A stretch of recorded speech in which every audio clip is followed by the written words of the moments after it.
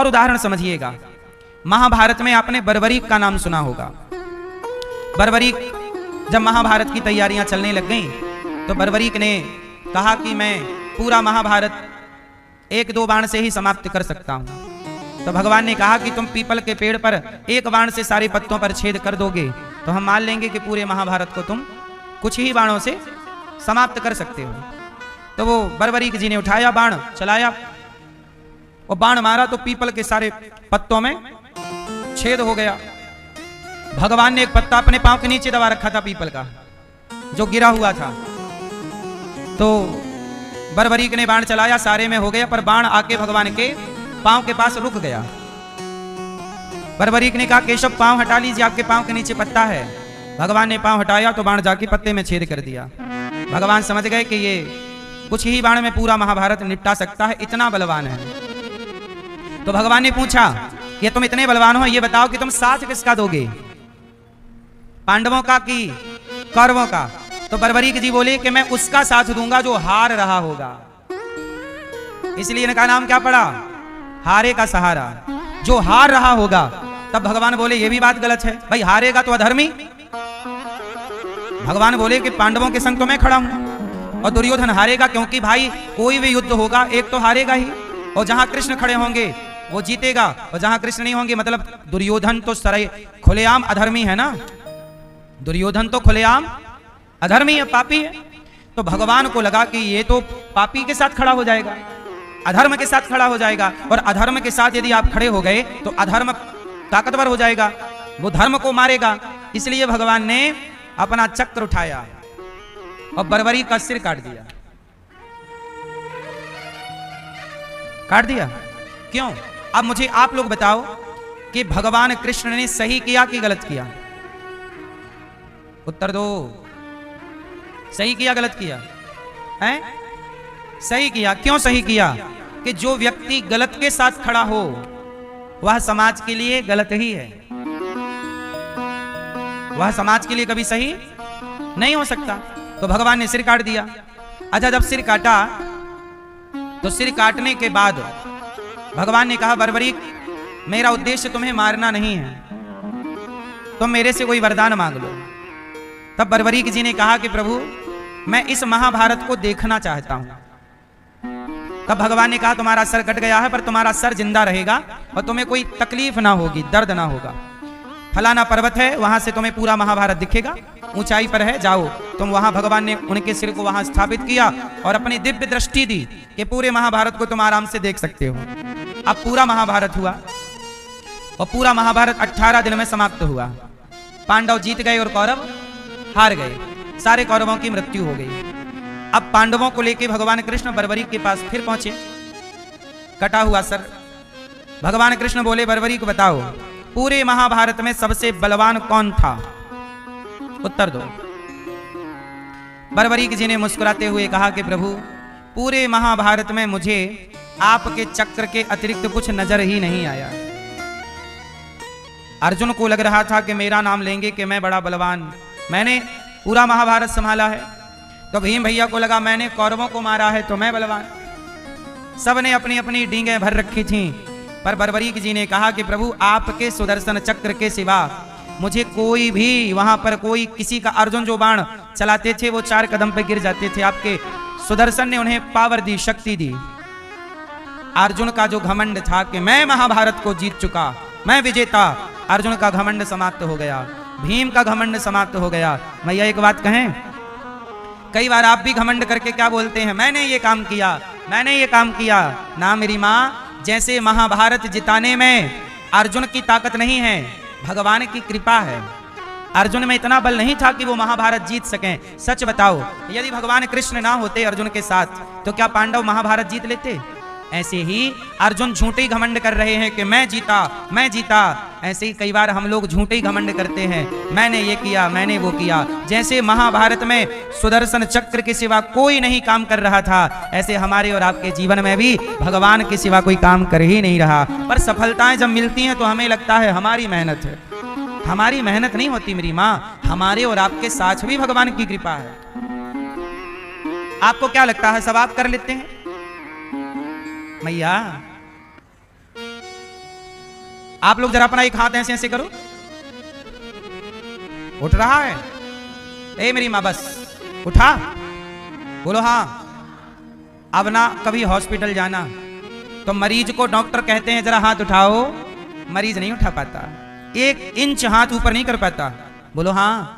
Doctor उसे practice कराता, हाँ हाँ उठा उठा, हाँ हाँ हाँ अच्छे अच्छे, उठा उठा उठा, नहीं नहीं। मरीज जो हॉस्पिटल में पड़ा है, जिसको कोई ना कोई बीमारी है, आप लोग कितने आराम से अपना हाथ उठाते हैं, लेकिन आप ही होंगे एक टाइम बाद जब अति वृद्धावस्था आएगी आपकी, तो आप ही अपना हाथ ना उठा पाओगे। सच बताऊं, ये हाथ उठाने की जो शक्ति है ना, ये शक्ति भी आपकी नहीं है। यदि आपकी शक्ति है तो फिर मरीज काहे नहीं उठा रहा? उसकी शक्ति उठा ना, तू अपना हाथ उठा, दौड़। पैरालाइसिस हो गया तो काहे नहीं दौड़ रहा है? कहां गई तेरी शक्ति? तेरी पास थी ना, तेरी शक्ति थी, तो हाथ उठा ले, दौड़। मैया, यदि आप दौड़ती हो ना, चलती हो ना, तो ये चलने की शक्ति भी आपको भगवान ने दी, वरना कुछ मैयाएं बोलती हैं महाराज अब तो चलने की भी शक्ति नहीं बची, 4 कदम चलते हैं। बोलो हाँ। आपको क्या लगता है ये सारी ताकत आपकी है? ये सारी शक्तियां आपकी हैं? आपको क्या लगता है आप देख रहे हैं ना? मेरी मां, जैसे अर्जुन के साथ पूरे महाभारत में भगवान कृष्ण संग रहे, ऐसे हमारे और आपके जीवन में भी हर क्षण भगवान हमारे संग रहते हैं। वही हमें चलने की, खाने की, देखने की, उठने की शक्ति देते हैं। यदि ईश्वर शक्ति ना देना मेरी माँ, मैं अपनी बात बताऊं, मैं 2 महीने हॉस्पिटल में था जब मैं ऊपर से गिरा, छत से एक बार गिर गया था। 2013 की बात है ये, 13-14 के बीच की। छत से गिर गया था ये दास अनिरुद्ध, 2 मंजिल ऊपर से जमीन पे गिरा, कोल्हू टूट गया। मैं लगभग 2 महीने हॉस्पिटल में पड़ा, सीधा चित्त पड़ा रहा, मतलब करवट भी मेरे से लेना नहीं बनता। तब मेरे बगल में जब कोई एक पलंग और था, तो वहां पे ना जब कोई अपने मिलने वाले आए और वो बैठे बैठे लेट जाएं, और जब वो लेटें और अपने से बैठें, तब मुझे आश्चर्य लगा। मैंने एक बार भैया से कहा, अपने बड़े भैया से, कि आप जरा बैठो। अच्छा, मैं बैठना भूल गया था, मतलब मुझे ना कोई बिठाता तो पकड़ के, मुझे पकड़ते तब मैं बैठता, और जब तक पकड़े रहते तब तक मैं बैठा रहता, और यदि वो हाथ हटा ले तो मैं गिर जाता। मतलब मेरा अपना कोई बल नहीं था, ये मेरी हालत थी, मेरी। भगवान ना करे कि कभी आप हॉस्पिटल में जाएं और आपके साथ ऐसा हो।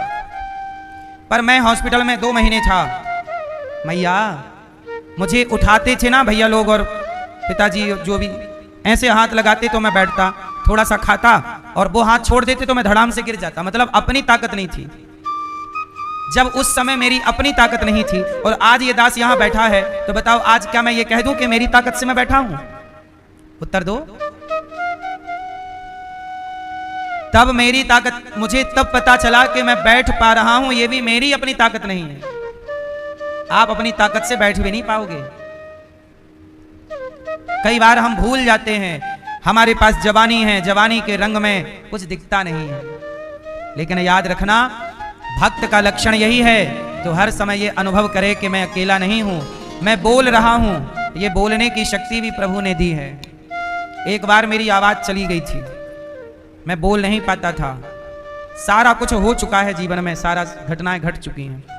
मैं बोलने को तरस गया था कि कुछ बोल लूं, एक शब्द नहीं निकलता था, चोक हो गया था गला। बैठने को मैं एक बार जब गिरा ना मैया, उसके बाद में खड़ा हुआ महीनों बाद, तो मैं दोनों बैसाखी लेके चलता था। दोनों हाथ में मेरे बैसाखी थी। बैसाखी से डॉक्टर ने बोल दिया था मेरे को कि आप कभी ठीक से चल नहीं पाओगे, चलोगे तो लंगड़ाते हुए चलोगे। मैंने कहा कोई बात नहीं, भगवान जैसे चलाएंगे चलूंगा। लेकिन देखो, कोल्हू टूटने के बाद बिना ऑपरेशन के अब मैं चलता भी हूं, दौड़ता भी हूं, कबड्डी भी खेल लेता हूं। ये किसकी ताकत है? किसका बल है? इसलिए कभी ये अहंकार ना करना कि आपका अपना कोई बल है। मैं बोल भी रहा हूं भगवान के बल से, देख रहा हूं ईश्वर का बल है, सुन रहा हूं ईश्वर का बल है। क्योंकि आपको नजरें बहुत आसानी से मिल गई हैं, आंखें कान आसानी से मिल गए हैं। किसी बहरे से पूछना कि सुनने का आनंद क्या है, किसी अंधे से पूछना कि आंखों की वैल्यू, कीमत क्या है।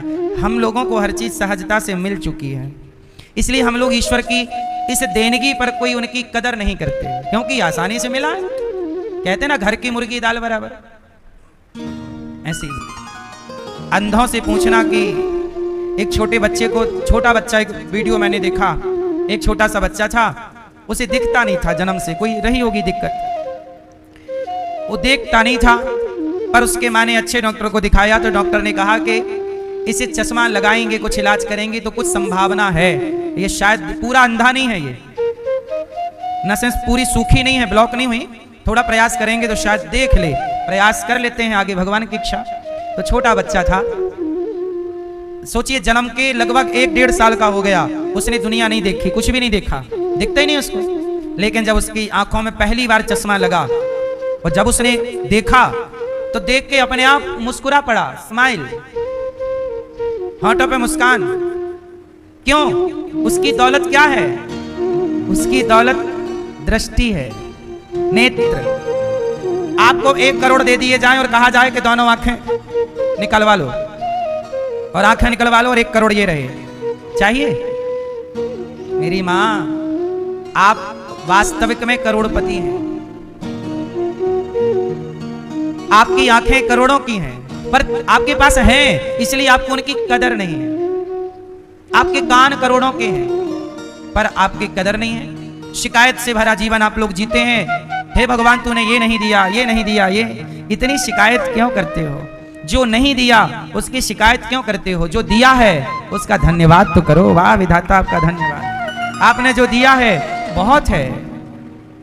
इसलिए मेरी मां, मैं कभी घमंड नहीं करता, क्योंकि मैं आज आपके बीच में बैठा हूं तो मेरा बल है ही नहीं, मेरी औकात मुझे पता है कि मैं जब तक कोई उठाए ना बिठाए ना मैं नहीं बैठ पाता था। और तो क्या कहें मेरी मां, मैं करवट लेना चाहता था, तरस गया था करवट लेने के लिए, करवट नहीं ले पा रहा था। आप करवट लेके सोते हैं, आप चलते हैं, आप हंसते हैं, अपने हाथ से पानी पीते हैं, आपका स्वस्थ शरीर है, क्या ये आपकी दौलत नहीं है? निरोगी काया सबसे बड़ा धन है। इसलिए आप स्वस्थ रहो मेरी मां। और ईश्वर ने जो दिया है ना ये जीवन, अभी ना बंबई में पानी नहीं आ रहा है।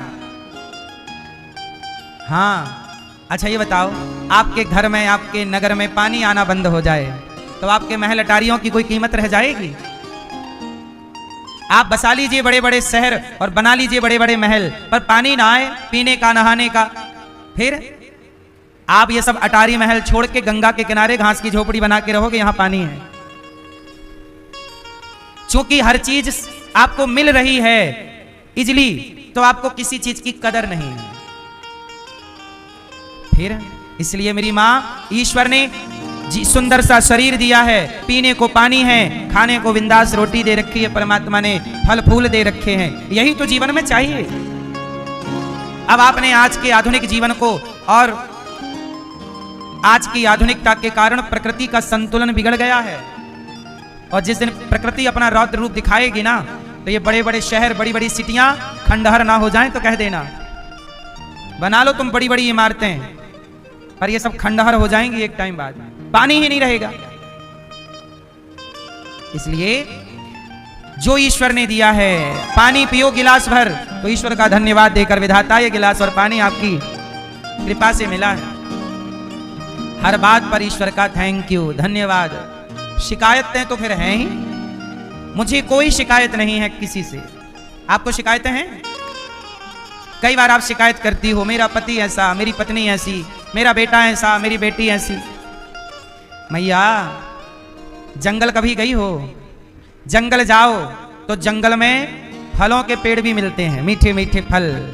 उसी जंगल में कांटों के पेड़ भी मिलते हैं, कांटा चुभ गया। उसी जंगल में पुष्प भी खिले हुए मिलते हैं, वाह देखो पुष्प खिले हैं। बोलो हाँ, जहां अच्छाई है वहां बुराई भी है। जंगल में केवल गुलाब नहीं है, जंगल में केवल फलदार वृक्ष ही नहीं है, कांटेदार भी है। जहरीला सांप भी मिलेगा आपको, शेर भी मिलेगा। बोलो हाँ। ऐसे ही जीवन में कुछ लोग अच्छे हैं, घर के बगल में बबूल का पेड़ है, तो बबूल के पेड़ के पास रहने की आदत तो बनानी पड़ेगी ना, नहीं बनानी पड़ेगी। कुछ लोग बड़े बड़े पहाड़ों पर रहते हैं, पानी भी ले जाना हो, जी रहे हैं और रह रहे हैं। ऐसे ही पत्नी अच्छी है या बुरी है, बेटा अच्छा है या बुरा है, जैसा है आप अच्छे संस्कार देने का प्रयास करो, आप अच्छा वातावरण बनाने का प्रयास करो, पर फिर भी कोई ना समझे ना माने तो समझ लो कि विधाता की यही मर्जी है कि तुम इस माहौल में रहो, लेकिन आप उस माहौल में भी हैप्पी रहा करो, क्योंकि ये ईश्वर की मर्जी है। उनकी मर्जी के बिना तो कोई कुछ होता ही नहीं है। इसलिए हर परिस्थिति में पॉजिटिव रहो, सकारात्मक रहो, शिकायत ना हो कि ये नहीं वो नहीं, है ना। तो आज से कितने लोग शिकायत को छोड़ देंगे? किसी से कोई शिकायत नहीं। हाँ, कितने लोग शिकायत मुक्त हो जाएंगे? मैया आप करोगी शिकायत? नहीं करोगे? किससे शिकायत है आपको? पति अच्छे हैं? अच्छे कैसे हैं? बहुत अच्छे हैं, ब्रांडेड है, चाइना मॉडल है, अच्छे हैं, जीवन अच्छा ही है। बस हम लोगों की इच्छाएं इतनी ज्यादा हैं, उम्मीदें इतनी ज्यादा हैं कि उन उम्मीदों ने, इच्छाओं ने हमें ना जाने क्या बना दिया। कई बार आप क्या कहती हो, हमारे पति हमारे हिसाब से नहीं चलते, हमारी पत्नी हमारे हिसाब से नहीं चलती। सुनो, जब कोई आपके हिसाब से ना चले तो आप उसके हिसाब से चलना शुरू कर दीजिए, समस्या खत्म। तुम जैसा, अच्छा ठीक है हम चलते। किसी को तो समर्पण करना ही होगा। समस्याएं यदि हैं तो समस्याओं पर बात नहीं करना चाहिए, समाधान पर बात करनी चाहिए कि इस समस्या का समाधान ये है, ऐसी व्यवस्था बना लो जिससे समाधान मिल जाए। सुखदेव जी ने देवताओं से कहा कि आपको हम भागवत नहीं सुनाएंगे क्योंकि आप इसके अधिकारी नहीं। देवताओं को बुरा लगा, ब्रह्मलोक में तराजू बांधी, एक पलड़े पर भागवत जी को रखा, दूसरे पलड़े पर स्वर्ग के सुखों को रखकर तौला, भागवत जी का पलड़ा भारी है। इंद्र देवता चरणों में गिर गए और शिकायत देवताओं की समाप्त हो गई। इसलिए मेरी माँ, देवताओं को भगवान ने कथा सुखदेव जी ने नहीं सुनाई। एक बार क्या हुआ, नारद जी पृथ्वी का भ्रमण करने आए तो वृंदावन में भक्ति महारानी को उदास पाया। भक्ति महारानी रो रही हैं। सोचिए, जो भक्ति हम चाहते हैं, जो भक्ति हम लोग करना चाहते हैं, वो भक्ति उदास है, परेशान है। नारद जी आए, नारायण नारायण। देवी कौन हो तुम, क्या हुआ? तब कहा भक्ति ने, अहम भक्ति ऋतिख्याता इमऊ में तनयऊ मतम। भक्ति महारानी बोली कि महाराज मेरा नाम भक्ति है। नारद जी बोले, राम राम। भक्ति महारानी, आप तो भक्ति हो, आप से ही सबको प्रभु मिलते हैं, आप सबको सुख देती हो, आज आप उदास क्यों बैठी हो और रो रही हो, क्या हुआ? भक्ति बोली, महाराज मेरे दो बेटे हैं, ये ज्ञान और वैराग्य, दोनों परेशान हैं। जब से कलयुग आया है, कलयुग में भक्ति तो फिर भी ठीक है, पर ज्ञान वैराग्य की हालत बड़ी खराब है। कलयुग में भक्ति है थोड़ी सी, पर क्या नहीं है? ज्ञान नहीं। आप लोगों के अंदर भक्ति तो है, पर कमी किस चीज की है? ज्ञान की। कौन सा ज्ञान? आजकल लोगों के अंदर ज्ञान की कमी है। कौन सा ज्ञान? मैं किस ज्ञान की बात करता हूं? ज्ञान एक सांसारिक ज्ञान होता है। खाने का ज्ञान सबको है, सोने का ज्ञान सबको है, बच्चे पैदा करने का ज्ञान सबको है, ये सांसारिक ज्ञान सबको है। पर जो ज्ञान वास्तविक, जो आपका कल्याण कर दे, वो ज्ञान थोड़ा सा आपको कम है। कौन सा ज्ञान चाहिए? जिस ज्ञान से हमारा चित्त भगवान में लग जाए, हमारा मन भगवान में लग जाए, वो ज्ञान। ज्ञानी कौन, अज्ञानी कौन? मैंने पिछली बार भी ये बात समझाई थी, पता है आपको? ज्ञानी कौन, अज्ञानी कौन? कौन है ज्ञानी, कौन है अज्ञानी? बताओ जरा, कौन है ज्ञानी? मैया हो गई पंचायत मेरी मां। ज्ञानी कौन? भैया बताओ, ज्ञानी कौन? भैया बताओ, चलो सोफे वाले भैया बताएंगे। भैया बताओ, ज्ञानी कौन? कौन ज्ञानी? आप बताओ। भैया बताओ ज्ञानी कौन? ज्ञानी और अज्ञानी भैया बताएंगे, आप बताओ ज्ञानी कौन अज्ञानी कौन है? तो ज्ञान तो आपने भी अर्जित किया है, ये तो सामान्य ज्ञान है। ये तो देखो खाने का ज्ञान सबको है, कमाने का ज्ञान है, बच्चे पैदा करने का ज्ञान, ये तो कुत्ते बिल्लियों को भी है, कैसे खाया जाता है, कैसे सोया जाता है। चिड़िया को भी सोने का, खाने का और बच्चे पैदा करने का चिड़िया को भी ज्ञान है। ये ज्ञान सबको ही है। पर मैं ये दास अनिरुद्ध जिस ज्ञान की बात कर रहा है, मैं कुछ और आपसे चाहता हूं कि आपको ये ज्ञान तो है, पर इस ज्ञान से आपको थोड़ी कल्याण होना है। मैया बताएंगी चश्मा वाली। ज्ञानी कौन? चक्कर आ रहे हैं आपको? चिंता ना करो, हम आपको निकालेंगे चक्कर से। ये 84 के चक्कर से निकलने के लिए तो आप वृंदावन आई हो। हाँ, चक्कर में तो पड़ी ही हो आप, जगत के चक्कर में पड़ी हो। अब यहां आई हो तो वो चक्कर आ नहीं रहा है, वो चक्कर जा रहा है निकल निकल के, जिस चक्कर में आप पड़ी थी। संसार के चक्कर में आदमी पड़ा रहता है, अब भगवान के चक्कर में पड़ो तो कल्याण हो जाएगा। सुनो ज्ञान क्या है, सुनो। अज्ञानी कौन, ज्ञानी कौन? पहले बताता हूं अज्ञानी कौन। जो ये मान बैठे कि जगत मेरा है वो अज्ञानी है, और जो ये मान ले कि जगत मेरा नहीं जगन्नाथ मेरे हैं वो ज्ञानी है। इतनी सी परिभाषा। जिसने ये मान लिया कि भगवान मेरे हैं वो ज्ञानी है। वो क्या मानता है कि मेरा कौन? भगवान मेरे हैं, वो कौन है? ज्ञानी। और अज्ञानी कौन? जो कहे कि ये संसार मेरा, ये ज्ञानी। ज्ञान कौन? आपने सब कुछ सीख लिया। एक नाव में 3 लोग बैठे, एक बैठा इंजीनियर, एक बैठा डॉक्टर, एक बैठा जज। तीनों चले नाव में। नदी गंगा नदी थी, गंगा मैया। केवट ने नाव चलाई। इंजीनियर बोला, कहो केवट भाई कितना बड़ा घर है आपका? केवट बोला, घास की झोपड़ी है उसमें रहता हूं। इंजीनियर बोले कि तुमने कोई घर वर बनाया नहीं, पैसा जोड़ा नहीं, तुम्हारी 25% जिंदगी नाव चलाने में, जिंदगी का कोई मजा ही नहीं लिया, सुख नहीं लिया, बर्बाद हो गई। कि अब की बार डॉक्टर साहब बोले, कहो केवट कोई बैंक बैलेंस बना रखा है, कुछ भविष्य की प्लानिंग है, बीमा वगैरह करा रखा है? केवट बोला, भाई साहब इतना पैसा कहाँ कि हम बैंक बैलेंस करें, सुबह कमाते हैं शाम को खा जाते हैं, जो भी मिल जाता है शाम को कमाते हैं, कल की रोटी का गुजारा हो जाता है, यही गुजारा है बस। अब जज साहब बोले, डॉक्टर ने भी बोला तुम्हारी 25% जिंदगी बर्बाद हो गई, कुछ अर्न नहीं किया, अर्जित नहीं किया, क्या पाए? अब जज साहब बोले कि सुनो ये बताओ कि तुम्हारे फ्यूचर की क्या प्लानिंग है, बच्चों के लिए क्या सोचा है, क्या है आगे की प्लानिंग, कहां पढ़ाओगे बच्चों को, क्या करोगे? केवट बोला कि जज साहब ऐसा है कि पैसा रोज कमाता हूं, रोज का खर्चा खाने पीने में इतना बच ही नहीं पाता कि बच्चे को पढ़ाने शहर भेजूं। मैं नाव चलाता हूं तो मेरा बच्चा भी नाव चला के अपना गुजारा कर लेगा, थोड़ा बहुत तो पढ़ ही रहा है, वो आगे कुछ करेगा। बहुत ज्यादा भविष्य की चिंता हमें नहीं है, क्योंकि सबके पालनहार भगवान हैं ही। जज साहब ने कहा कि तुम्हारी तो 25% जिंदगी बर्बाद हो गई, कुछ जाना नहीं, सीखा नहीं, पाया नहीं।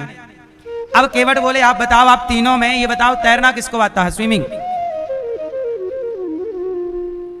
तीनों बोले हमें नहीं आती। केवट बोले फिर देखो हमारी तो 75 डूबी। भाई आप सबने कहा ना 25 दिया 75, तो हमारी 25% जिंदगी बर्बाद हो गई आप लोगों के हिसाब से, बर्बाद, चलो मान लिया हमारी 75 डूबी। पर ये बताओ आपको तैरना आता है? डॉक्टर साहब नहीं, इंजीनियर साहब नहीं, जज साहब नहीं। केवट बोले, लो इतना पढ़े आप लोग, इतना सीखा, पर पार जाना तो सीखा ही नहीं, तैरना तो सीखा ही नहीं। तो सुनो, तो आप तीनों डूबो, क्योंकि आपकी पंचायत के चक्कर में नाव भवन में फंस गई। तो अब आप तीनों डूबो। आप, मेरी तो 75 डूबी, तुम्हारी तो 100 की 100 डूब गई, जबकि इतना पढ़े लिखे हो, इतना बड़े ज्ञानी हो। छलांग मारी, वो पार हो गया, तीनों ज्ञानी डूब गए। कहने का अर्थ ये है, ये कथा ये बताती है कि आपने सब कुछ सीखा पर पार जाना नहीं सीखा। तो क्या सीखा? ऐसे ही आपने संसार में खूब नाम कमाया, खूब प्रतिष्ठा पाई, खूब पैसे कमाए, खूब बैंक बैलेंस बनाया, परंतु आपने भव सागर को पार करने के लिए प्रभु का भजन नहीं किया, पार लगना नहीं सीखा। तो क्या सीखा, तो क्या पाया? जो यहां कमाया है वो थोड़ी आपका साथी है। तेरा कमाया तेरा साथी काउंटर कर दीजिए जो गलत है, पर जो सही है, जो अपने गांव के लिए, समाज के लिए खड़ा हो रहा है, लड़ रहा है। आप सिस्टम बहरा है आपका सिस्टम तो आप ठीक करोगे नहीं, जो खड़ा होगा उसी को मार डालोगे। ये सरकार का रवैया गलत है। कितनों को मारोगे, फिर दूसरा खड़ा होगा। इसलिए ये बात नेताओं को समझनी चाहिए कि अपनी जनता को प्यार करें। वोट लेने के बाद देखो नेता लोग जनता को मरवाना शुरू कर देते हैं। और तुम्हारी पुलिस कैसी है, इसलिए कहता हूं पुलिस को थोड़ा शिक्षा से तो आप ले लिए, थोड़ा संस्कार देते। काश रामचरितमानस का ये पाठ पढ़ाते कि शरण में आए हुए को मारना पाप है। किसको मारना पाप है? शरणागति कहूं जे तजहीं। पढ़ लो रामचरितमानस, स्पष्ट है। इसलिए कहता हूं मैया, बच्चों को से आप भी अपने बेटे को बड़ा, आपका बेटा पढ़ लिख के बड़े पद पर जाएगा ही। स्कूल कॉलेज के भरोसे मत बैठो, वहां शिक्षा है, संस्कार नहीं है। थोड़ा संस्कार जरूरी है। अभी मध्य प्रदेश में कुछ गौ रक्षक थे, गाय की सेवा करने वाले। गौ रक्षकों को वहां के कानून ने उम्र कैद की सजा दे दी। क्या दे दी? उम्र कैद, सारी जिंदगी जेल में। क्यों? क्योंकि तुमने गौ सेवा की, क्योंकि तुमने गौ रक्षा की है। जो गाय कसाई ले जाता है ना काटने, उस कसाई के हाथ से गाय रोकते हैं लोग, बड़े ट्रक गायों के पकड़ते हैं। उन लोगों को लगभग 7 लोग हैं, लगभग दे दी आजीवन जेल। क्या अपराध था? गौ सेवा की। सरकार खुद नहीं चाहती कि गौ हत्या बंद हो। जो गौ हत्या बंद करने के लिए आवाज उठाएगा या तो उसे मार देगी या तो सरकार उसे आजीवन कारागार। अब बताइए ये कोई अपराध था? इसलिए सरकारों से मेरी प्रार्थना है, धृतराष्ट्र ना बनो। यदि बनोगे तो अंत धृतराष्ट्र का हो गया, पावरफुल रावण का हो गया। तुम किस खेत की मूली हो? इसलिए कायदे में रहो, सिस्टम की तरह चलाओ, बेईमानी भ्रष्टाचार को रोको, है ना। जो बिल्कुल निर्दोष उन्हें मार डालना ये आपका धर्म नहीं है। गौ सेवकों का सम्मान करो। कारागार क्यों?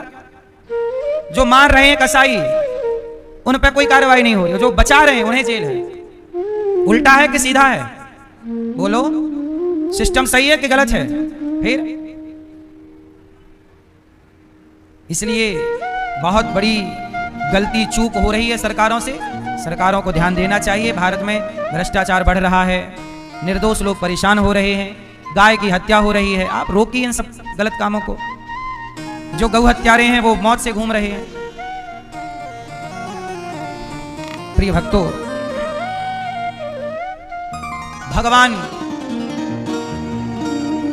नारद जी महाराज कहते हैं कि देखो, भक्ति, ज्ञान, वैराग्य जीवन में तीनों का हृदय में होना आवश्यक है। भक्ति भी हो, ज्ञान भी हो और वैराग्य भी हो। अब क्या हुआ? भक्ति महारानी ने भागवत सुनी, दुख दूर हुआ। क्या कोई पापी भागवत से तरेगा? हाँ, बड़े से बड़ा पापी भी तर जाएगा। कोई तरा। तुंगभद्रा तटे पूर्वम, तुंगभद्रा नदी के किनारे एक गांव था। पंडित जी रहते थे। गांव में सब खुशहाली थी, पंडित जी सुखी थे।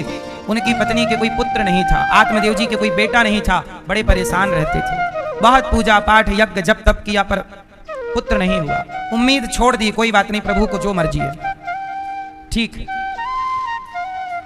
अब क्या हुआ? हुआ ये कि एक संत जी मिल गए आत्मदेव जी को। संत जी से कहा मुझे पुत्र चाहिए। संत जी ने कहा कि पुत्र नहीं, परमात्मा का चिंतन करो, भगवान का ध्यान करो। बोले नहीं नहीं, मुझे तो बेटा चाहिए। संत जी ने एक फल दे दिया, लो पत्नी को दे देना। पंडित जी ने फल पत्नी धुंधली को तो दिया, पर धुंधली ने फल गाय को खिला दिया। गाय को बच्चा हो गया, कान बड़े बड़े, गौकर्ण नाम पड़ा। और बहन के बच्चा हुआ, पैसे से खरीद लिया धुंधली ने, नाम रखा धुंधकारी। धुंधकारी ने बड़े होकर अपने बाप को, अपनी माँ को जो मार लगाई। आत्मदेव जी रोए, हे प्रभु, बेटा नहीं था तो भी रोना पड़ा, बेटा है तो भी रोना पड़ रहा, रोना पड़ रहा।